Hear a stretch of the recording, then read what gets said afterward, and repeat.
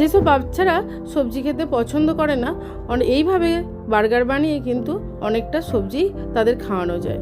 Burger খেতে সব বাচ্চারাই আজকাল পছন্দ করে।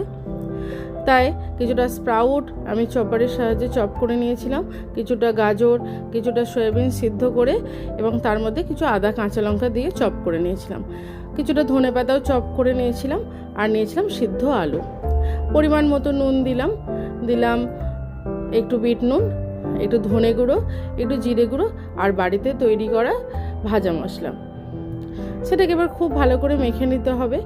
আর তার উপরে দিয়েছিলাম রোস্টেড বেসন, প্রায় 4-5 চামচ মতো। আমি 30টা বার্গার বানিয়েছিলাম, তার জন্য আমি 30টা এই কাবাবগুলো বানাবো। যে যার পরিমাণ মতো এটা বানিয়ে নিতে পারেন। তারপর এটা খুব ভালো করে মেখে নেব। মেখে নিয়ে একদম একটা সুন্দর ডো তৈরি করে নেব। তারপর হাতে তেল দিয়ে এরকম কাবাবের শেপ দিয়ে নেব। এবার প্যানের মধ্যে তেল গরম করে তার উপরে এইগুলো ভাজতে দেবো। প্যানটা খুব ভালো করে গরম হতে হবে, যেন একদম নালে তলায় লেগে যাবে। তাই একদম অল্প আঁচে খুব সুন্দর করে ভেজে নিতে হবে। ভেতর অবধি খুব ভালো ভাজা হয়ে যাবে আর ওপরটা ক্রিস্পিও হয়ে যাবে। তারপর আমি এই গোল গোল করে চাকা চাকা করে কেটে ক্যাপসিকাম একটু নুন দিয়ে ভেজে নিয়েছিলাম। এটা বার্গারের সময় খেতে খুব ভালো লাগে বার্গারের সঙ্গে। এবার বাটার দিয়ে প্যানের মধ্যে কিছুটা ওই বার্গার ব্রেডগুলো মাঝখান থেকে 2-8খানা করে কেটে এবার ভালো করে সুন্দর করে সেঁকে নেব, একটু লাল লাল করে। একটা সস বানিয়ে নেব, মেয়োনিজ, টমেটো সস, একটু চিলি ফ্লেক্স আর একটু অরিগানো দিয়ে।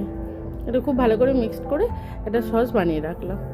এবার বার্গারের মধ্যে এক পিঠ নিয়ে এই সসটা ভালো করে বুলিয়ে দিয়ে তারপরে